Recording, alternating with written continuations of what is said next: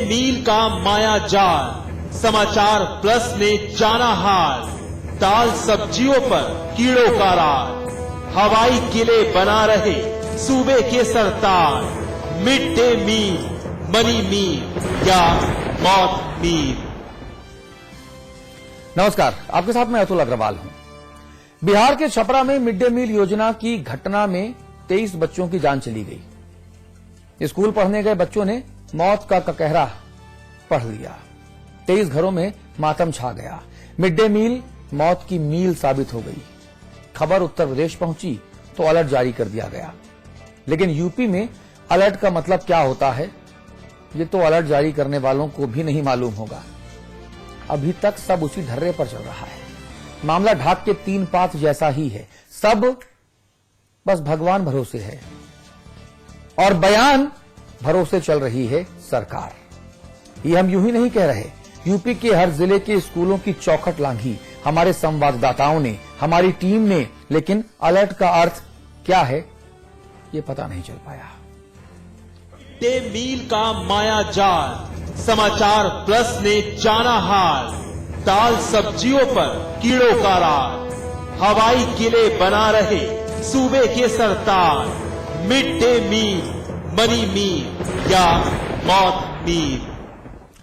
बिहार में हुई mid day meal की वारदात के बाद यूपी में अलर्ट जारी हुआ, लेकिन इस अलर्ट का मतलब सियासी बयानबाजी से ज्यादा और कुछ नहीं। लाखों नौनिहालों का भविष्य मझधार में है, लेकिन सियासत की शाख वो भावनाओं का भंवर नहीं समझा करती।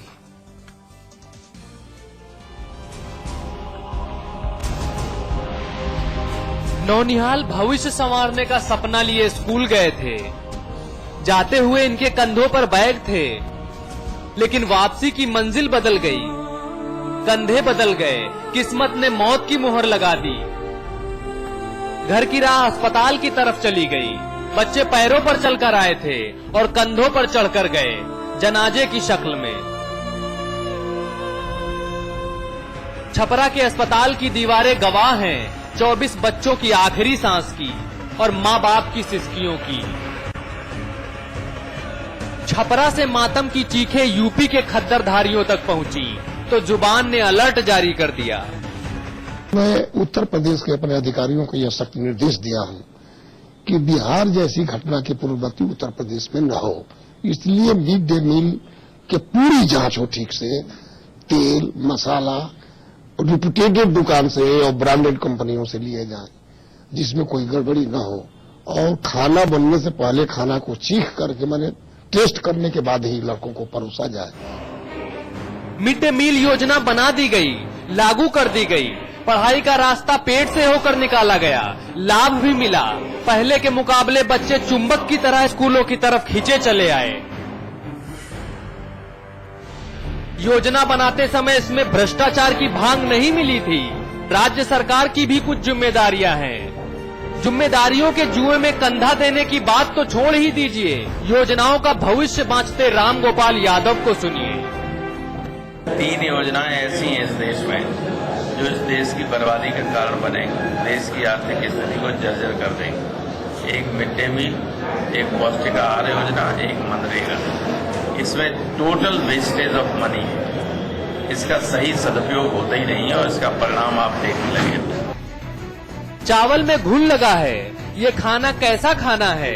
इससे छीन लिया गया है स्वाद का एहसास। ये घुन केवल चावल में ही नहीं लगा है। मिड डे मील से निकलकर ये घुन मातहतों की सोच में लग गया है।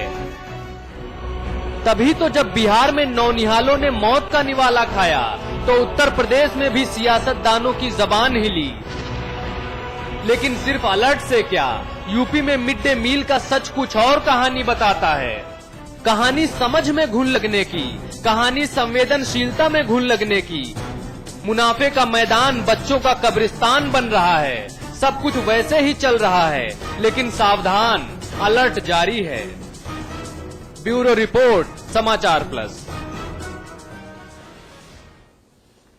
जी, मगर सावधान, अलर्ट जारी है। अलर्ट जारी होने भर से क्या होगा यह हमें समझना होगा। इस मुद्दे पर हम बातचीत करेंगे। हमारे साथ कौन कौन है ये हम आपको बता देते हैं। अमिताभ अग्निहोत्री जी, आप हमारे मैनेजिंग एडिटर हैं, आप दिल्ली से हमारे साथ हैं। दिल्ली से ही कांग्रेस के एक और नेता हमारे साथ हैं, राजीव त्यागी जी, बहुत स्वागत है आपका।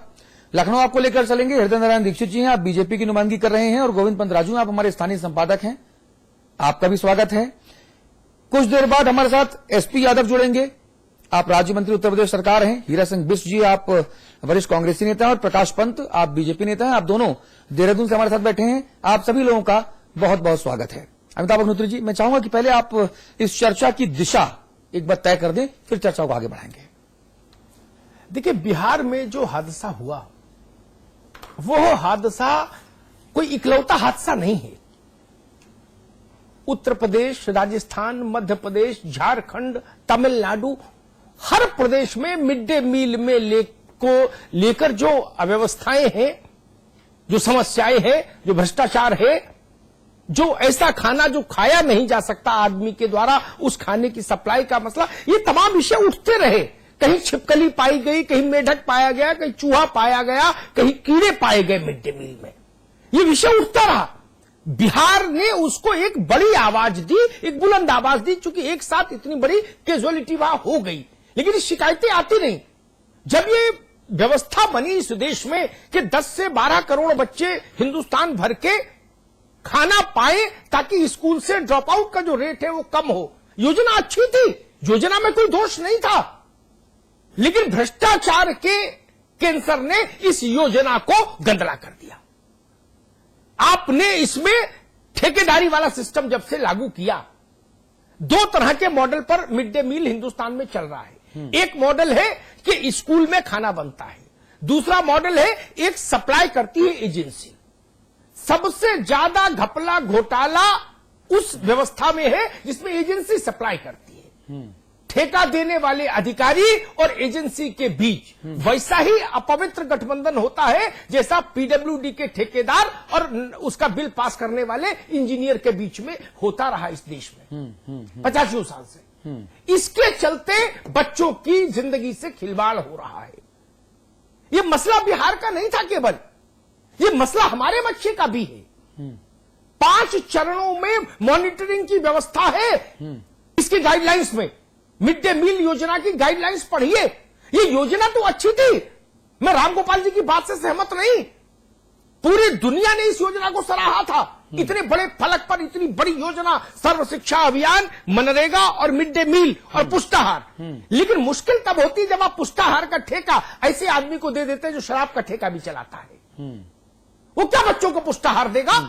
वहां पर दिक्कत आती है। ठीक है, ऐसे अपवित्र हाथों में जब ऐसी पवित्र योजनाएं जाती हैं तो ऐसी घटनाएं होती। इसलिए हमने ये तय किया था परसों कि हम उत्तर प्रदेश के जिले जिले अपने रिपोर्टर्स को भेजेंगे, देखेंगे वहां की स्थिति क्या है, जमीन क्या बोलती है, बच्चे क्या बोलते हैं, स्कूल क्या बोलते हैं। किसी भी स्कूल में उन गाइडलाइंस का पालन नहीं हो रहा। जी, वो रिपोर्ट्स हम एक एक करके दिखाएंगे।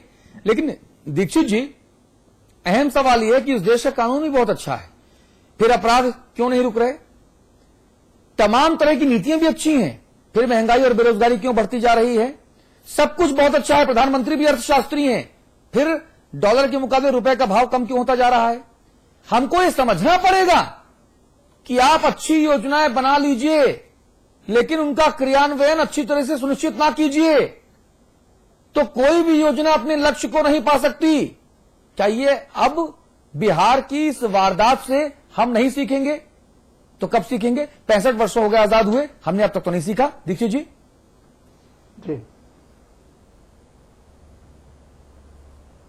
सवाल तो यही है कि हम कब सीखेंगे? हम योजना बना रहे हैं, कानून बना रहे हैं, हम व्यवस्था नहीं बनाते उनके इंप्लीमेंटेशन की। मिड डे मील में भाई केंचुए, चूहे और ये तमाम छिपकलियां और तमाम जहरीला पदार्थ क्यों ना मिले भाई? स्कूल में, क्लासरूम में शराब पी जाती है। मैं आपको दिखाऊंगा अपनी चर्चा के आगे के दौर में। हाँ, तो इसमें एक दिक्कत क्या है ना कि ये एक केंद्र सरकार की भूमिका, ये भी समझना इस बहस में जरूरी है। हाँ। केंद्र सरकार की भूमिका केवल गाइडलाइंस तय करने और फंड देने तक की है। हाँ। इंप्लीमेंटेशन और नोडल एजेंसी राज्य सरकार है। हाँ। ये बेसिक शिक्षा अधिकारी से लेके और डीएम तक की जवाबदारी और जिम्मेदारी है। हाँ। हाँ। कोई भी सरकार, दिल्ली की सरकार बलिया में मॉनिटर नहीं कर सकती ना स्कूल में जाकर खाना, ये वहां का प्रिंसिपल करेगा, बेसिक शिक्षा अधिकारी करेगा। लेकिन लखनऊ की सरकार हाँ, और बलिया का ही प्रिंसिपल वो भी तो कुछ नहीं कर रहा है। यही दिक्कत है, जिनके ऊपर मॉनिटरिंग की जिम्मेदारी है वो लोग जिम्मेदारी नहीं निभा रहे। जी दीक्षित जी, असल में ये अमिताभ जी ठीक कह रहे थे कि केंद्र सरकार की जिम्मेदारी धन उपलब्ध कराने की है और गाइडलाइंस देने की है। हाँ, राज्य सरकार की पूरी जिम्मेदारी है कि योजना का उद्देश्य, योजना को कैसे लागू किया जाना, हाँ, और योजना को अंतिम चरण तक ठीक से पहुंचाना, हाँ, ये राज्य सरकार की ड्यूटी है और राज्य सरकार को इसके लिए तंत्र को जिम्मेदार बनाना चाहिए था। ठीक है। उत्तर प्रदेश की जो हालत है, मैं गांव से आता हूं और अभी भी गांव से हमारा गहन संवाद है। अनेक गांवों में प्रधान और प्रधानाध्यापक के बीच, ग्राम प्रधान और विद्यालय के प्रधानाध्यापक के बीच लगातार मारामारी होती है कि हमारा हिस्सा कम है। प्रधान जी कहते हैं, वो कहते हैं हमारा हिस्सा कम है। जहां कहीं सत्ता दल का दबाव है, अनेक जगह माननीय विधायकगण पंचायत कराते हैं हेडमास्टर और उनके बीच में कि इसमें आने वाले गेहूं, इसमें आने वाला चावल और इसके लिए आने वाला तेल और इसके लिए आने वाली धनराशि, इसका कैसे बंदरबांट हो। हाँ। ये उत्तर प्रदेश का पूरा हाल है। हाँ। उत्तर प्रदेश के विधानमंडल में कई दफा ये मामले उठे, विधान परिषद में भी, विधानसभा में भी, लेकिन उत्तर प्रदेश की सरकार के माननीय मंत्रीगण इस मुद्दे को संवेदनशीलता से नहीं लेते। जैसा अमिताभ जी कह रहे थे कि यह मामला सीधे सीधे बच्चों से जुड़ा हुआ है, व्यवस्था से जुड़ा हुआ है, व्यवस्था को ठीक करने से जुड़ा हुआ। जिलाधिकारियों को अगर कोई शिकायत की जाती है, जिलाधिकारी उस पर जांच नहीं कराते। बेसिक शिक्षा अधिकारी उससे प्रायः मिले रहते हैं। प्रायः मैं शब्द इस्तेमाल कर रहा हूं, सबको शामिल करना उचित नहीं होगा। ठीक है। तो ये करोड़ों रुपए की धनराशि हमारे पास है। राज्य सरकार को तो कृतज्ञ होना चाहिए और राज्य सरकार को चाहिए, कोई भी राज्य सरकार हो, किसी भी दल की हो। मैं यहां की राज्य सरकार पर आरोप लगाता हूं, मैं विपक्ष का कार्य करता हूं, लेकिन कोई भी राज्य सरकार हो, किसी भी दल की, इसको जिम्मेदारी से अगर लागू करती है तो लाभ होते हैं। लेकिन इस योजना में उत्तर प्रदेश में मुझे कहीं किसी जिले में नहीं दिखाई पड़ा कि जिम्मेदारी से काम हो रहा हो। प्रायः सारे धन का बंदरबांट हो रहा है। जी, देहरादून चलेंगे। देहरादून में वरिष्ठ बीजेपी नेता प्रकाश पंत साहब हमारे साथ हैं। प्रकाश भाई, जिस देश का या जिस प्रदेश का बचपन ही भूखा नंगा कुपोषित होगा, उस देश के भविष्य की हम क्या कल्पना करें भाई? देखिए अतुल जी, जो विषय आप लोगों ने आज लिया है और ये निश्चित रूप से समसामयिक है। जब एक और बिहार में इतना बड़ा प्रकरण हुआ और पूरे देश भर में जो हमारे बच्चे हैं, नौनिहाल हैं, जो सरकारी स्कूलों में शिक्षा ग्रहण करते हैं, इस योजना को लागू करने का जो उद्देश्य है, उस उद्देश्य के पीछे, उसके हेतु के पीछे हमको जाना होगा। लेकिन वास्तविकता यह है कि वो उद्देश्य कहीं न कहीं भटका और उसके चलते हुए जो संपूर्ण ये प्रकरण हमारे संज्ञान में आया, इसमें सबसे बड़ी दिक्कत है, एक तो इसका मिड डे मील के स्टोरेज की प्रॉब्लम है। ये जो खाद्यान्न सप्लाई होता है, वो सप्लाई घटिया स्तर का होता है। घटिया स्तर का होने के साथ साथ उसके स्टोरेज प्रॉपर न होने के कारण वो उसमें कीड़े निकलने लग जाते हैं। इसके साथ जो दूसरा विषय बहुत महत्वपूर्ण है, एक गुजारिश मैं आप सभी लोगों से करूंगा कि आप प्लीज अपने फोन जो हैं वो बंद कर दीजिए, डिस्टर्बेंस हो रहा है। प्लीज मैं आपसे विनम्र निवेदन करूंगा। जी भाई प्रकाश जी, अपनी बात पूरी कीजिए। दूसरा जो महत्वपूर्ण विषय है, वो विषय यह है कि इस योजना को लागू करने के लिए इसके पीछे जो मूल भाव था, वो मूल भाव ये था कि हमें अच्छी प्रोटीन, अच्छी कार्बोहाइड्रेट और अच्छे पौष्टिक हम आहार बच्चों को दे सकें। लेकिन होता क्या है कि चावल सप्लाई कर दिए जाते हैं और उसके साथ दाल की इतनी न्यून मात्रा होती है कि वो आटा मिला करके उसको दाल बनाया जाता है, जिससे वो पौष्टिक आहार की श्रेणी में नहीं आता।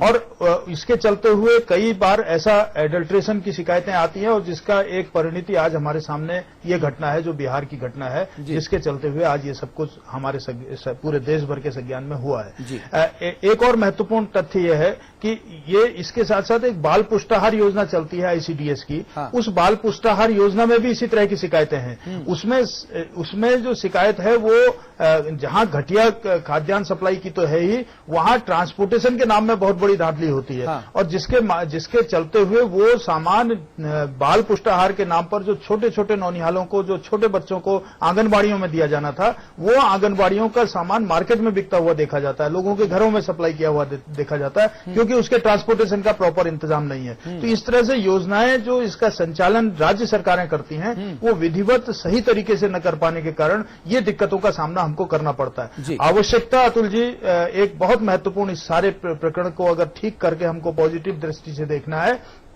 तो इसके लिए हमें आवश्यक चाहिए कि हमें इसके लिए एक अलग से कोई मॉनिटरिंग, इस संपूर्ण व्यवस्था की